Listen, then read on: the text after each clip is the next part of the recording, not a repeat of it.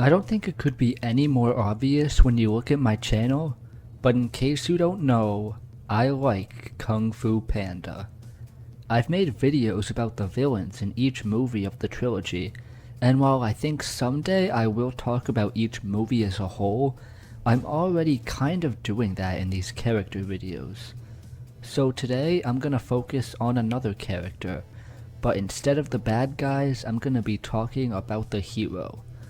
Po is an amazing protagonist, and a big reason why Kung Fu Panda 1 and 2 are some of my favorite movies DreamWorks have ever made.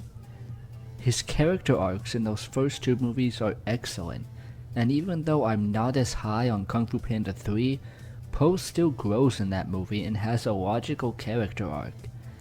And I'm clearly not the only one who thinks highly of Po, considering how popular the character is. There's other great videos on Po, and there's memes. You know you're a popular DreamWorks character when you get the memes.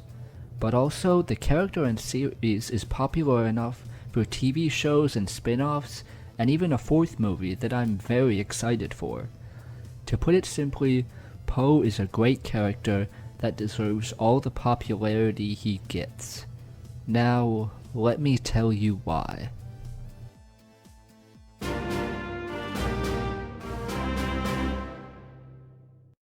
Po's arc in the first Kung Fu Panda movie is excellent. He starts out as essentially a fool. He has big dreams, but he works for his dad in a noodle shop that's too small, and he's a bit of a klutz, a screw-up, a fool. Out of place, and he knows it. Po dreams of the Jade Palace and joining his heroes, the Furious Five.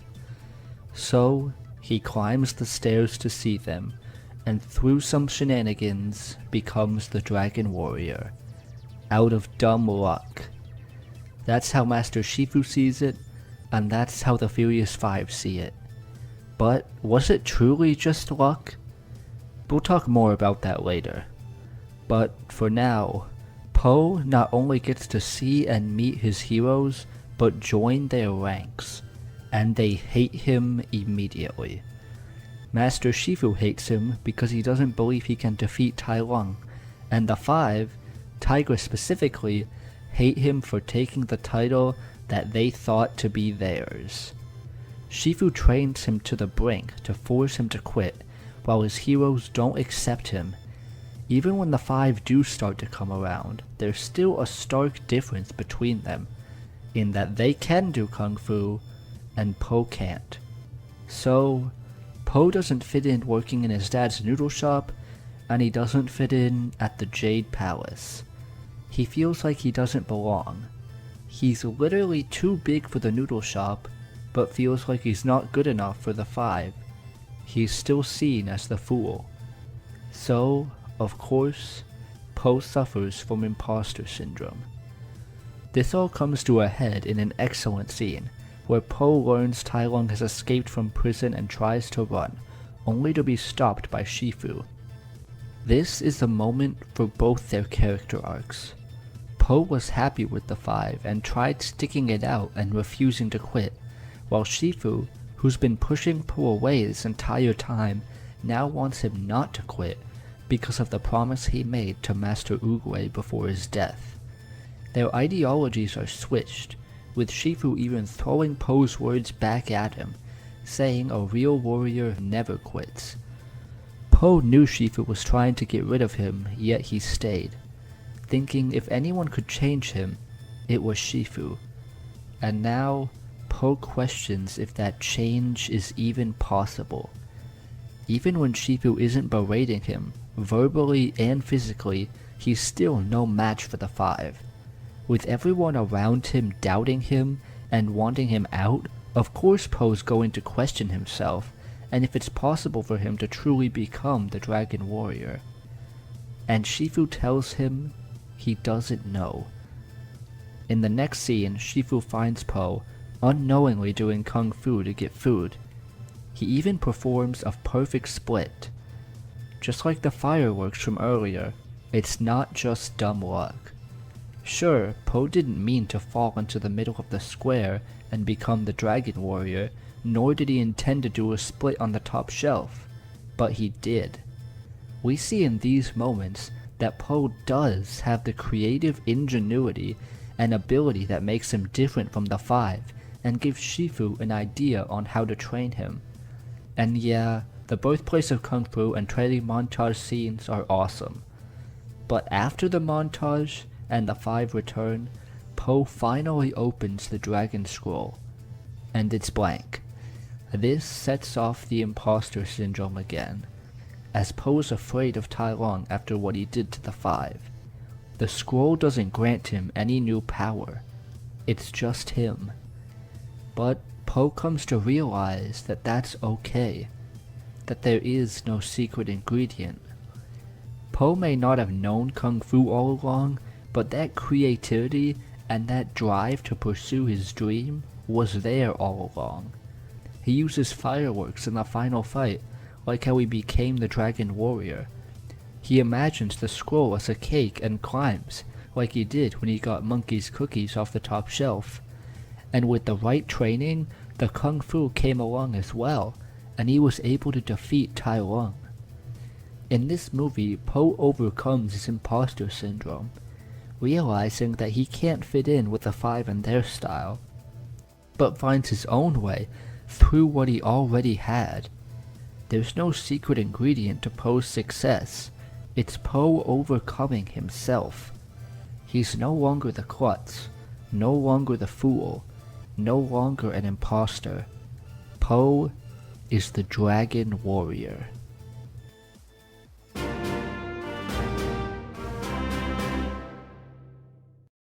In the first movie, Po has to overcome himself and his own imposter syndrome. But in Kung Fu Panda 2, Po has to overcome his past. We see Po picking up where he left off in this movie. He's not perfect as he struggles with inner peace, but in the wolf fight, we see how far he's come with his Kung Fu. That is until Po sees a symbol on the wolf's armor and flashes back to his parents, allowing the wolves to escape. Po's parents were never really questioned in the first Kung Fu Panda movie, and it's mostly just played off as a joke that his dad's a goose. But it's the logical direction for him to go in a sequel. These flashbacks come back many times throughout the movie, often in critical situations of Po's parents and the villain Lord Shen. Po has a distraction that allows Shen to escape. He has a dream about his parents. He's constantly being told by the soothsayer and Shen about a secret he knows nothing about. Po feels both curiosity and fear about the night Shen attacked the panda village. The curiosity is evident enough. Of course Po would want to know about his parents. He asks Mr. Ping about them, and his own curiosity stops him from taking down Shen. It allows Shen to escape, and the five tell him to stay behind, and there's a great scene between Po and Tigress. Po feels like he has to go and find out what happened, but Tigress knows that his curiosity will get him killed. It's a great scene to show Po's determination to learn about his past, but also how much Tigress cares for him underneath her hard exterior. But Po's curiosity does drive him to sneak out and go after Shen. But again, Lord Shen plays at Po's curiosity and insecurities to get the jump on him. Lord Shen knows exactly what makes Po tick, and he plays him to perfection, saying his parents never loved him, but to let Shen heal him. Po lets his guard down, and Shen blasts him away with the weapon. I've already made a video on how great Lord Shen is, so go check that out. But Po also feels fear, as well as curiosity. In the dream sequence where he's replaced with a radish, or when Lord Shen pokes at Po's insecurities, we see that as curious as Po is about his past, he's also scared, and I love that. There's lots of animated movies that show characters learning about their past, but I don't think there are many that handle it as well as Kung Fu Panda 2. Giving a mix of the conflicting emotions of curiosity and fear. Of course, Poe wants to know about his parents, but there's also insecurity. What if his parents didn't love him? What if they replace him? What if his past is so tragic he doesn't want to remember because it will be too much to bear? So, Poe fights his memories and cannot find inner peace. It doesn't happen until Poe is at his lowest point, and with some encouragement from the soothsayer, Poe finally stops fighting and finds inner peace. We see the tragic memories play out with beautiful stylized animation and score, switching back to the regular style when Poe's mother, crying, has to leave him in the radish box as she's chased down by Shen and his army of wolves. It's an amazing scene, and Poe can now come to peace with who he is. He is Poe. This leads into the climax, where Poe is able to defeat Shen because he's come to terms with his past, while Shen has not. It's what leads to Shen's demise and the victory of Kung Fu. After this, Poe returns to Mr. Ping, knowing exactly who he is. He's his son. And I know the movie ends with Poe's dad and the Panda Village being revealed, but I love the relationship between Poe and Mr. Ping. So, Poe has learned Kung Fu and overcome his imposter syndrome. He's found inner peace with his past. He's conquered the body and the mind. So, what's left? Let's talk about that third movie.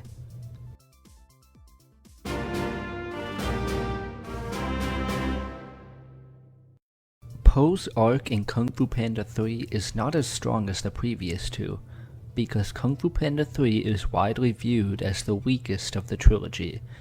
And while I was critical of this movie in my Kai video, I also pointed out that it's not all bad. This is true for Poe as well. The premise of Poe's arc and the continuation of his story makes sense.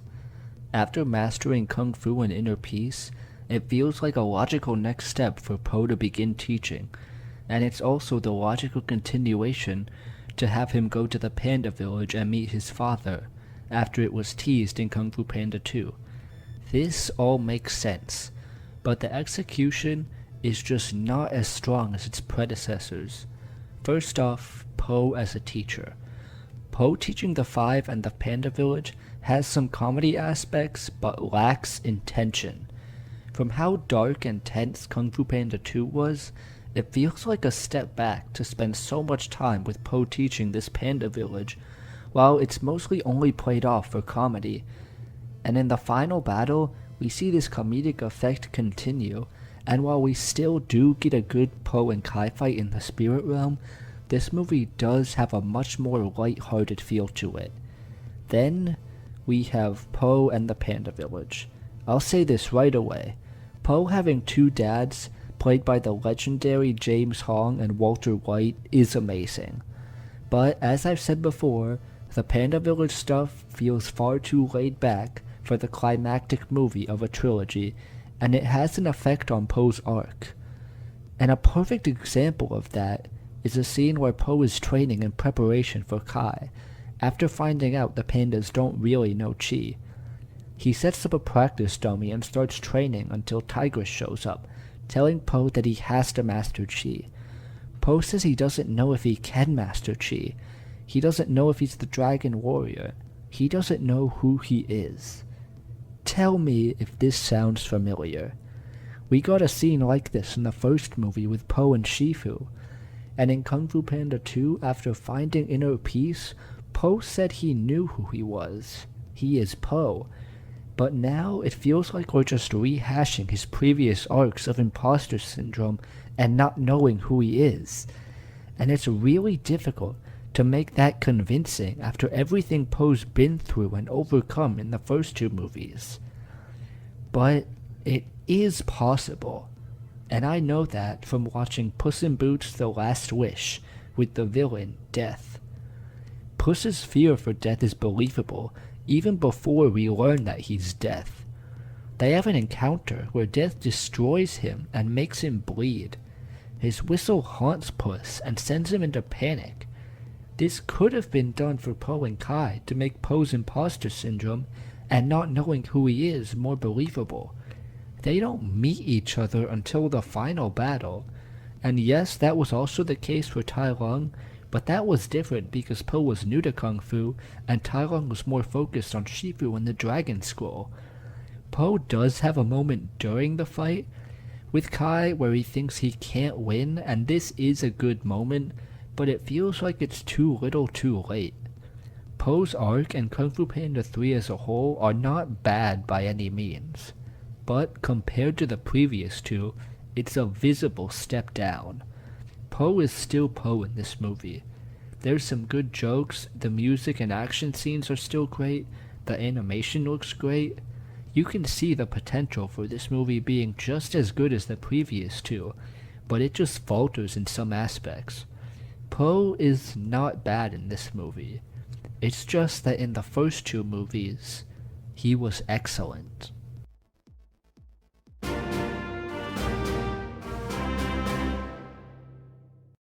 Po is an excellent character. He has a fun, goofy personality with all of Jack Black's comedic charisma, yet is still able to make every serious beat pack a punch. I haven't really talked about the comedy that much in this video, but it's good. There's some physical comedy in Po's fight scenes, or just Po being silly, and most of the jokes are pretty good. And it's more than just fat jokes or fart jokes, even though those are present and sometimes they're funny. But there's the scene with Po and the vase, the scene where Po is talking to Shen from really far away. There are times, like in Kung Fu Panda 3, where the jokes are too frequent, but for the most part, these movies know when to joke and when to be serious, and a lot of that comes down to Po. And when these movies do get serious, my god, he's great. The characters kind of become a meme, and I get it, but when we get to those emotional scenes, they nail it. From the character's expression to the voice acting, the serious moments are just as great as the funny ones. Po is not only hilarious, but has an excellent story and a lesson of imposter syndrome, and that what you want might be there all along. And a lesson on overcoming your past and not letting it swallow you up. Po is not only a hero who can make you laugh or cry, he's a hero you can learn from.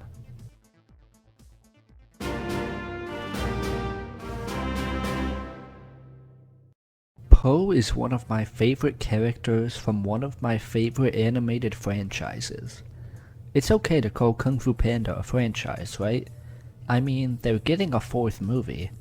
And speaking of that fourth movie, I hope they get Po right.